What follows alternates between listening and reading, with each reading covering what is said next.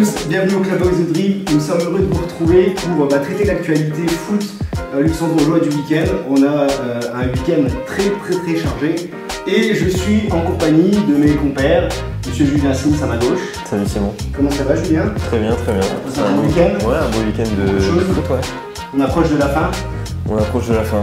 D'ici 2 semaines, ce sera la fin des championnats. Donc on a hâte de voir quel sera le dénouement de tous ces championnats. Très bien, tu nous en diras plus tard. Monsieur François Pradérol. Salut Simon. Comment ça va? Ça va, super. On a passé un bon week-end? Ouais, impeccable, sportif. On a suivi la course au maintien? Ouais, exactement. C'est loin d'être fini pour le coup dans la course au maintien. Il y a pas mal de. Qui font la fête et toi qui fais. Ouais, qui font la gueule.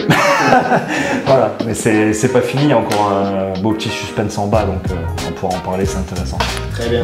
Et nous sommes très heureux de recevoir notre invité aujourd'hui, gardien de l'US Mondorf, Monsieur Joao Machado. Bonjour à tous. Bonjour. Comment ça va? Ça va bien.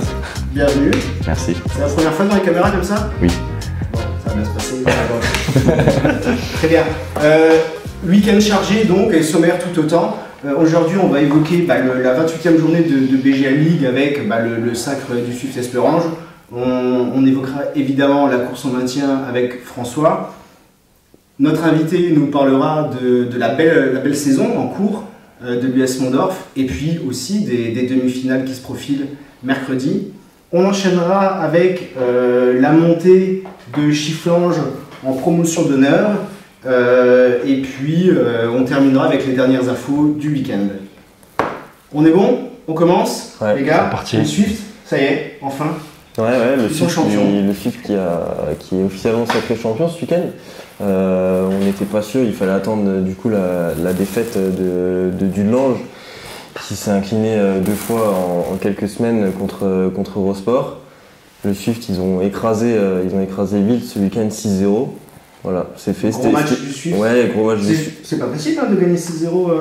Surtout que Eurosport, c'est une grosse équipe en plus. À Ville, gagner à Ville, c'est jamais facile. Ouais. Mais bon, c'était un peu à l'image de toute leur saison. Ils ont fait une saison quasiment parfaite, quoi, du début à la fin.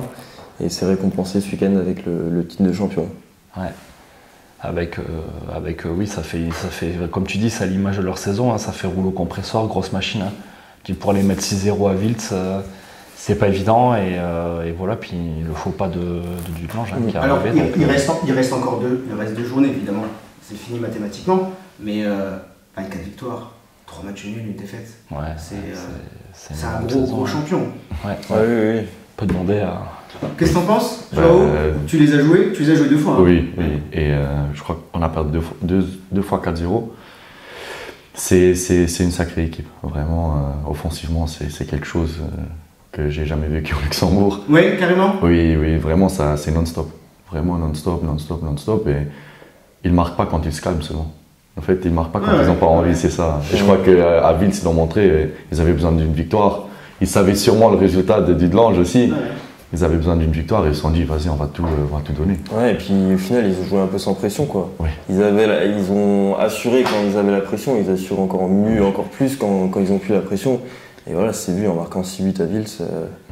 Ils ont eu, si on revient sur toute la saison, la première partie de saison, à mettre avec Dudelange, ils ont tous les deux un parcours complètement. Ils se sont tirés la bourre les deux pendant longtemps. Ouais. Et après, il y a eu une petite période de flottement autour de l'élimination coupe un peu avant, les points perdus à Etzela. Il y a eu 3-4 semaines. Il y a eu un petit doute. En faisant un match nul assez surprenant contre Telbruck, que personne n'attendait au final. On pouvait croire que le championnat était relancé, il était vraiment relancé. À ce moment-là. Mais bon, il s'est joué au final dans la confrontation directe avec Dudelange. Ok, juste pour un point sur les matchs du week-end, donc évidemment on a parlé du Swift qui a gagné 6-0 à Esperange, Dudelange qui s'est incliné 2-1 à Eurosport, le Progrès a remporté le derby contre Differdange 2-0. Série impressionnante toujours. Hein. Progrès cette saison, c'est pareil, ils font quand même une saison de malade. Hein. Ouais. Voilà, c'est la 7e victoire consécutive là encore, donc tu vois, deuxième partie de saison, c'est quand même impressionnant. C'est de bonne augure pour les tours préliminaires de Coupe d'Europe. Ouais, on espère. On rêve tous de belles qualifications. Ouais, tant mieux. Ouais. Pétange s'est imposé à Strassen, je termine juste. Match nul entre Kargeng et Monderkange, belle opération du Fola. Du Fola, ouais. Qui va gagner au start. Ouais. Et je finis par Mondorf qui va s'imposer à la jeunesse. Avant de parler de Mondorf et de toi Joao, un petit point sur le maintien. C'est toujours aussi serré, c'est toujours aussi ouais, c'est serré. Bon, comme tu disais, la bonne opération, c'est le Fola qui s'est imposé à Ostert sur un but d'El Alami. Kerjeng et Monderkange qui n'ont pas réussi à se départager, qui font match nul 2-2. Kerjeng qui est revenu un peu de nulle part parce qu'ils étaient vraiment pas très bien dans ce match, avec une première mi-temps complètement apathique. J'étais sur le match et ils ont réussi à revenir alors qu'ils étaient menés 2-0, donc ils maintiennent un peu l'espoir, mais dans le fond, dans le jeu, c'était vraiment quand même compliqué à voir sur les 2 dernières journées qui restent. Et Telbruck a failli réaliser l'exploit quand même au Racing. À 13 minutes de la fin, il menait encore 2-1 avant que Nakash égalise finalement. Alors voilà, au classement on a le... ça reste serré en bas. Ça reste très serré, on a le Fola qui se positionne à la 12e place avec 25 points. Juste derrière, on a Monderkange, barragiste avec 23 points, et Telbruck également barragiste avec 20 points. Et puis Kerjeng et Ostert qui sont relégables et qui ferment le classement avec 19 et 18 points. Et voilà, bon, il reste 2 journées. Tout est encore possible à ce niveau-là. La prochaine journée, Ostert va à Differdange. Le Fola reçoit le Racing et Telbruck reçoit Strassen. Kerjeng accueille Rosport et Monderkange reçoit Pétange. Et puis pour être complet, pour la dernière journée, le Fola va à Strassen, Kerjeng sera à Wiltz, Ostert reçoit Mondorf et Monderkange va à Rosport. Et enfin Telbruck sera à Pétange. Donc voilà, c'est pour tout le monde, il n'y a pas beaucoup de matchs faciles. Donc ça va vraiment ça va jouer jusqu'au bout et on verra qui finit aux 2 dernières places, qui aura la chance de jouer les barrages. Il y a le Fola qui a une petite bouffée d'oxygène avec un petit peu, ouais. Ils sont un petit peu mieux quand même. C'est évidemment loin d'être fait. Non, parce qu'on a Monderkange qui du coup est 2 points derrière. Qui est pas loin et c'est les 2 clubs qui sont un peu mieux que les autres pour moi. Voilà, après sur les 3 derniers, Telbruck qui revient bien d'entre les morts il y a quelques semaines. Qui était condamné par beaucoup de monde. Ils sont barragistes pour l'instant, mais bon, ils ont que 2 points d'avance sur le dernier, donc dans les 2 journées. Il va y avoir beaucoup de suspense, je pense que ça va être intéressant vraiment à suivre, à regarder de ce côté-là du classement. Ouais, en haut c'est quand même. En haut c'est bouclé, c'est un peu donc c'est ça qui va nous intéresser quand même vachement sur les 2 dernières journées. Ouais, on va suivre ça avec attention. Et du coup, on va faire la transition. Quand on regarde le classement, on a, je ne veux pas dire une anomalie, je ne vais pas me fâcher avec les gens de Mondorf, mais on a quelque chose qu'on n'a pas eu l'habitude de voir. On a un Mondorf qui était 5e la semaine dernière, qui est 6e, donc vous l'avez rappelé, je crois. Oui. 42 points avec le Racing. C'est superbe saison. Oui, une bonne saison jusqu'à présent. Je crois que... Qu'est-ce qui change par rapport aux autres années où ça se bat ventre mou fin de tableau Non, bon, si on regarde les saisons précédentes, c'est une saison formidable vraiment. Après, ce qui change, c'est aussi beaucoup la mentalité dans le groupe, aussi des joueurs. Sincèrement, je crois qu'on a des joueurs cette saison qui sont vraiment très très très forts. Tu peux les citer, ils sont Sofiane, Marwan, Bilal, tous ceux qui apportent un peu, mais aussi défensivement, Benjamin ou Ben Schmidt qui est un tout-terrain qui joue partout, Yann Mathias, je crois que vraiment toute l'équipe, Dwayne Holter qui est venu en hiver, je crois qu'on est soudés, on est une vraie équipe. Et ça, c'est vrai qu'on n'a pas le meilleur terrain pour jouer au foot, mais on montre qu'on peut jouer au foot. À Mondorf ou maintenant à la jeunesse, je crois qu'on a. Moi, j'ai regardé du coup la jeunesse contre Mondorf. Dire un petit peu. J'ai tout regardé. Récupération moins. Effectivement, au début de match, vous êtes rué vers l'attaque dès le coup d'envoi au final, et ça a payé. Au bout de 3 minutes, vous avez déjà ouvert le score. Une demi-heure après, vous marquez le 2e but c'est complètement mérité. C'est complètement mérité. La jeunesse avait essayé de réagir, mais c'était un petit peu poussif. Vous marquez le 2e but. En deuxième mi-temps, vous avez un peu plus verrouillé. C'était quand même beaucoup plus calme. Mais au final, c'est quand même une victoire méritée et on voit quand même que vous produisez du jeu. Oui. Et j'imagine que c'est plaisant quand même pour vous. Oui, tout à fait. Je crois que tous les joueurs de foot veulent jouer au foot. Et quand on a la balle, on aime ça. On aime se projeter vers l'avant, vraiment attaquer, faire du pressing. Et je crois que la différence entre cette saison et les saisons précédentes, c'est qu'on gagne contre les équipes, on va dire, de notre niveau.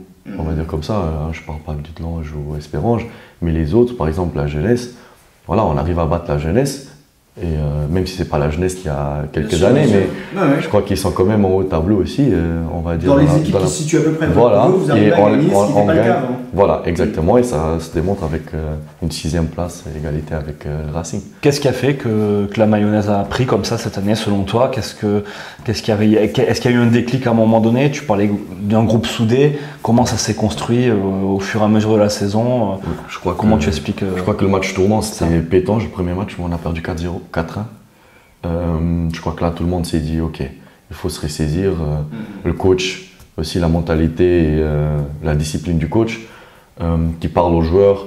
Les joueurs ont pris l'idée du coach et se sont dit, vas-y les gars, on peut le faire. On parle de la coupe depuis le début de saison. On parle des championnats de la 5e, 4e place depuis le début de saison. Et je crois que c'était des objectifs que vous vous disiez dans le groupe en début de saison en disant on va jouer la première partie de tableau, 5e, 4e. Oui, je crois qu'on peut le dire en fin de saison, mais c'était pas le maintien au plus vite possible. Ça, on le disait aussi pour rester calme, mais bien, nous, c'était vraiment. D'avoir l'ambition, c'était le haut. Vraiment. Et tu parlais du coach, pour toi, il a vraiment apporté sa patte, Manu Correa, cette année. Tu parlais de la mentalité sur le jeu de Mondorf. Ces résultats, c'est aussi le travail du staff cette année? Oui, c'est le travail du staff, c'est sûr. Je crois que l'idée de jeu de Mondorf a changé depuis des années précédentes. De tout le staff, le préparateur physique qui met l'équipe en bonne condition. Je pense que chaque match qu'on joue, des fois en fin de saison, on voit les équipes en deuxième mi-temps descendre de niveau, on va dire comme ça. Et nous, on est là. Vous arrivez à vous maintenir. On arrive à se maintenir. Le coach gardien qui est venu cette saison, que vraiment, oui, on a pris beaucoup de buts, mais je crois qu'on a aussi beaucoup de clean sheets. Donc nous, si on perd des matchs, c'est vrai qu'on prend des raclés, mais sinon, on n'encaisse pas beaucoup de buts. Et le travail qu'il fait avec les autres gardiens aussi. Quand on parle de la coupe, Erkan, qui fait une saison magnifique en coupe, c'est lui qui nous apporte en demi-finale. Donc j'espère qu'il va faire à nouveau un bon match mercredi pour qu'on puisse être tous en finale. Et sur le plan du jeu, un jeu plus offensif, plus en confiance, plus porté vers l'avant? Oui, plus porté vers l'avant et avoir plus la balle, pas dégager seulement la balle. C'est vrai quand il faut péter la balle. Voilà. Mais sinon, c'est vraiment une idée de jeu de garder la balle, de jouer simple, calme. Et c'est un peu différent de ce que j'ai vécu les années précédentes à Mondorf. Okay. Alors, depuis le début du Clubhouse, évidemment, on reçoit chaque semaine des invités, principalement des joueurs ou des entraîneurs de BGL. À chaque fois, ce qui revenait, c'était « Oh là là, c'est dur d'aller jouer à Mondorf ».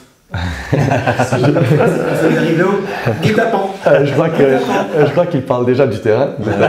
Ça, c'est la première chose. Il faut être sincère. Je crois que même nous, on n'est pas content de l'état du terrain. C'est compliqué. Mais après, ça vous sert. Un petit peu. Oui, parce qu'on est habitué. On va dire comme ça. Fourbon, tu sais. Oui. On a déjà pris cher aussi à cause des Fourbons des fois cette saison, mais bon. Mais sinon, je crois que Mondorf, chez nous, c'est vraiment. Parce que moi, j'ai joué contre Mondorf aussi, et c'était vraiment compliqué d'aller à Mondorf. Le bilan à domicile, il est bon. Oui. Et je ne le sais pas maintenant, mais je crois qu'on n'a pas perdu beaucoup de matchs à la maison. Mais sinon, je crois que Mondorf, c'est vraiment les supporters aussi. Qui sont là, qui sont bruyants. Je crois que des fois c'est compliqué de se comprendre sur le terrain. Et le vent à Mondorf, il est quand même, c'est compliqué aussi. C'est bien d'avoir un peu d'ambiance parce que c'est pas tout le temps et partout en BGL. Donc c'est quand même à souligner quand il y a les supporters qui font du bruit en tribune. C'est certain. C'est certain. Bon, place à la coupe maintenant. Oui. On va parler un petit peu. On est à la veille, à 2 jours des demi-finales Coupe de Luxembourg. Donc vous avez fait un super parcours. Je crois que c'est bien. On a envie, on a hâte d'y être mercredi. C'est un très beau match. C'est contre Mer, je crois que c'est une belle équipe. Vraiment, c'est pas une équipe de PH, mais je crois que vraiment c'est une équipe de BGL déjà. Qui sera. Voilà, et ils ont des bons joueurs, l'attaquant Brèche, si je me trompe pas, qui marque à chaque match. J'ai l'impression ils ont aussi encore 2-3 joueurs quand même vers l'avant. Je connais Dadachev qui a joué avec mon sélection en jeune. Je connais Marcelino qui a joué avec moi à Niederkorn. Donc je crois qu'ils ont vraiment une belle équipe. Je suis surpris quand même par la montée, et même la montée en BGL de Mersch, avec tout le respect. Oui, c'est pas les équipes qu'on attend forcément. Voilà, exactement. Mais après, je crois qu'ils sont bien renforcés, même avec un gardien d'un bon niveau. Et je crois que ça se voit si tu as des bons joueurs à chaque poste. Et après, ils sont excités aussi, ils gagnent tout le temps. Ils ont gagné contre Vils. Attention, il faut quand même qu'une équipe de PH batte une équipe de BGL 3-1 en quart de finale. Et chez eux, ça va être compliqué. C'est un match piège. Hein. Oui. Comment vous abordez justement ce match? Vous êtes à 2 matchs du titre, à une marche de la finale. Comment on aborde ce genre de rencontre face à une équipe surprise comme ça? En tant que favori en plus, Oui. C'est pas le respect que j'ai pour vous, ça n'a pas dû vous arriver souvent. Oui. Oui, exactement. Par exemple, moi j'ai toujours dit, par exemple, contre le Racing, on n'avait rien à perdre. C'était vraiment c'était un bonus. Là, contre Mersch, je crois que oui, on va dire c'est nous le favori, on joue en BGL la saison qu'on fait. Mais je crois qu'on garde les pieds sur terre et on sait que c'est un match piège, on le sait. On n'a pas beaucoup parlé, on a vraiment essayé de garder ça après le match de la jeunesse. Mais c'est vrai qu'on s'est dit il faut faire attention, ça va pas être facile. Mais on y va vraiment pour gagner ce match parce qu'on veut aller en finale et on veut gagner ce trophée. Donc, vous avez la confiance, vous êtes quand même sur une bonne dynamique. Donc exactement. on peut se dire qu'il n'y a pas de raison non plus. Oui, je crois que les deux clubs sont sur une bonne dynamique. Oui, voilà. Donc, non, mais il n'y a pas de raison d'avoir peur. C'est un match à jouer à fond. Ça va être chouette, ça va être très chouette. Je crois que Mersch, ils ont eu quand même quelques semaines anglaises derrière eux. Oui. Et nous, on a eu un peu. On a quand même eu la chance de jouer vendredi. Ça, c'est une donnée importante. Un peu plus de récup. Mersch qui a joué du coup hier, dimanche, et qui n'a pas pu, enfin à l'inverse de vous, la jeunesse a accepté de jouer vendredi. Mersch, ils n'ont pas pu jouer vendredi et 2 jours de repos en plus, ça compte. Notamment quand on a fait quelques semaines anglaises comme Mersch a pu faire ces dernières semaines. Ça c'est sûr. Je crois que vraiment il faut revoir un peu le calendrier des fois avec. Oui, je crois j'ai un cheval de bataille. J'ai encore un petit point de calendrier à faire dans quelques instants. Non mais j'en profite. On va dire 2 mots sur l'autre demi-finale. Qui jouait. Il y a 4 équipes évidemment. Differdange reçoit au sport. Voilà. Qu'est-ce qu'on peut dire? Grosse c'est un gros match aussi. Qui peut sauver sa saison. Oui. Après, c'est 2 équipes qui ont fait un très beau parcours en coupe. Eurosport qui sort Dudelange en quart, Differdange qui sort le Progrès après avoir sorti le Swift en 8e. Donc c'est 2 équipes qui font un super parcours en coupe. Bon, comme tu dis, après Differdange qui avait des ambitions européennes en début de saison, c'est un peu le va-tout pour sauver leur saison. Ils se mettent peut-être un peu plus la pression que Eurosport.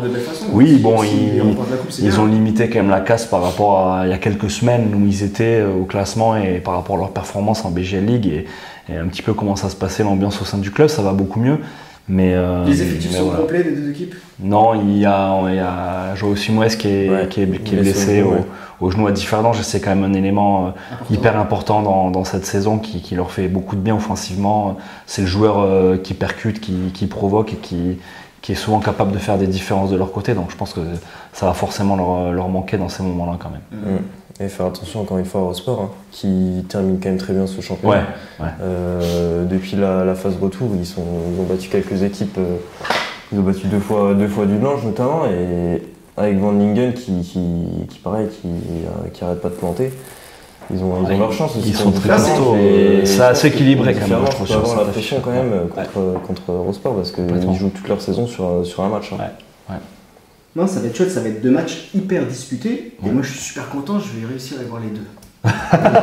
Eh ben non, c'est pas vrai. Eh ben non. Les 2 matchs sont à Voilà. Messieurs les décideurs du foot, pourquoi vous mettez les 2 demi-finales le mercredi à 20h? C'est absurde. Franchement, on aurait bien aimé voir les 2 matchs. C'est vraiment dommage. Donc, tu vois, on parlait du calendrier tout à l'heure. Le petit coup de gueule, c'est encore ça. Tu peux mettre le même jour, mais pas la même heure. Tu laisses 2-3 heures. Mercredi, jeudi, enfin, il y a 18h, 20h, 19h, 21h. On a du mal à comprendre. C'est vraiment dommage. On a l'avantage de pouvoir faire Mersch Differdange en une demi-heure. Exactement. Oui, ça c'est vrai. Donc on peut doubler le potentiel public et le plaisir automatiquement. Donc non, c'est du dommage. gâchis, c'est dommage. Je vous parle pas de la finale de la coupe un vendredi soir. On en parle. Non, c'est vraiment dommage. Bon voilà. Encore des questions Pour monsieur Joao, peut-être. Ouais, moi j'ai une petite question. Avant de passer à la PH. Un si beau parcours cette année, est-ce que ça change forcément les ambitions du club? Alors tu nous en as révélé que finalement entre vous en début de saison vous en aviez déjà, plus que sur le papier ce que vous voulez bien afficher en public.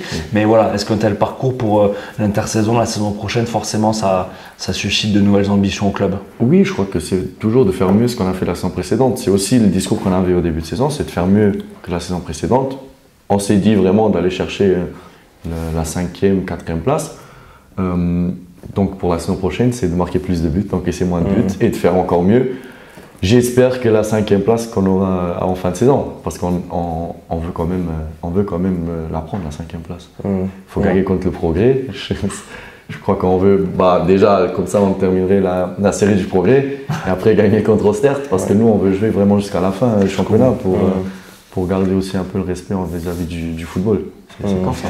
Et en termes d'ambition personnelle, tu vises plus haut, peut-être en BJ League, ces prochaines saisons éventuellement? En tout cas, la saison prochaine, c'est avec Mondorf, ça c'est sûr. Après, c'est vrai que j'aimerais bien jouer plus haut avec Mondorf. Je me sens bien dans le club, ils m'ont bien accueilli. Donc pour le moment, c'est Mondorf. Et qui sait, Mondorf peut-être dans quelques années dans le top 3 de la BGL. On vous laisse des belles ambitions. Des belles ambitions. C'est bien d'en avoir. Très bien. Les gars, c'est l'heure du point PH. Et hier, Chifflange a officiellement été accédé enfin en BGL League. Ouais. Ils avaient un match capital contre Bétambourg. Ils se sont pas ratés, ils ont dominé toute la rencontre contre l'équipe de Bétambourg qui était assez inoffensive. Et donc ils se sont imposés 3-1 et ils sont officiellement promus en BGL League. Est-ce qu'ils seront champions? Ça on ne sait pas encore parce que Mersch en même temps a gagné 3-0.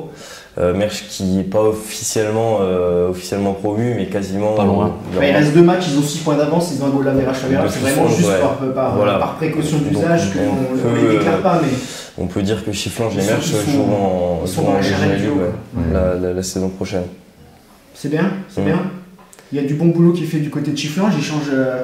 Il y a un nouveau président arrivera l'année prochaine. On en a parlé, Monsieur Zuldi, on en a parlé sur notre site, qui a énormément d'ambition. Le bon travail dans les coulisses de Sophie Amorté. Il garde la structure dirigeante. Je ne veux pas en mettre un en plus en eux, mais ça bosse bien. Mais un Mersch aussi, attention. On est assez curieux de voir comment ça va se passer pour Mersch et Chifflange, surtout la saison prochaine. L'intersaison, avec le président, qu'est-ce qui va changer va être fait, quelles seront les ambitions vraiment pour leur première saison, pour leur retour en BGL League. Les moyens débloqués, Dans les paroles, en tout cas, il y en a beaucoup. Après, on a hâte de voir, comme tu dis, si ça va se concrétiser dans les actes et sur les signatures, notamment, à venir. C'est clair. Il y a encore pas mal de choses à discuter au niveau de la promotion d'honneur. Au niveau des barrages, c'est pas fait. On a Bétambourg qui est 3e, Rodange qui est 4e. Il y a un trou qui est fait en fait. Après, en fait, c'est fait. On a déjà parlé, ce qui est intéressant de voir, on en parlait tout à l'heure, c'est que tu parlais du niveau de Bétambourg que tu as vu jouer ce week-end. Si on compare aux futurs barragistes de BGL, il semble qu'il y ait une classe d'écart quand même. Après, il y avait quelques absents à Bétambourg ce week-end, donc on attend, bien sûr. On tire pas des grandes conclusions, mais on peut faire une analyse un peu sur le coup des forces en présence et à ce stade. On appelle dans l'oreillette François Prénéval et interdiction de rentrer dans Bétambourg. Non, loin l'idée de dévaloriser les Bétambourg et les autres clubs. Mais il faudra voir par rapport aux dynamiques. Et on voit par exemple la dynamique d'un club comme Ettelbruck ces dernières semaines. Après, ce qui est intéressant, ce qui est toujours passionnant, c'est sur un match de barrage, c'est 90 minutes, tout peut arriver. Les dynamiques, elles n'existent plus en fait. Elles existent, ça annule à ce moment-là. Sur un match. Il n'y a que la victoire qui compte, quoi. Forza Bétambourg. Très bien, des choses à ajouter sur la promotion d'honneur, les gars. Je pense qu'on a un peu fait le tour. Félicitations encore à Chifflange et puis on attendra par prudence de féliciter Mersch effectivement. Je pense qu'on a fait le tour les gars de l'actualité du week-end. Dites-moi si j'oublie des choses. Il y a une grosse actualité dans 2 semaines. Avec une très belle fête du football luxembourgeois. Effectivement. Nous sommes tout pile à 2 semaines de la 3e édition des Dribbles d'or. Nouveauté cette année, vous avez dû le voir passer sur vos réseaux sociaux, le vote du public. Donc c'est vraiment la première fois qu'on permet aux supporters, aux suiveurs de la BGL League de choisir eux-mêmes leur vainqueur, leur lauréat, le meilleur joueur de la BGL League. Profitez-en. Donc il reste, on clôture les votes ce jeudi. Donc il ne vous reste plus que 3 jours et c'est très très serré en fait. Je vous remercie les gars. Merci à toi.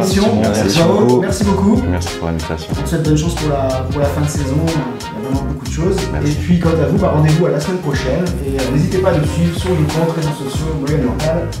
A bientôt. Salut. Salut.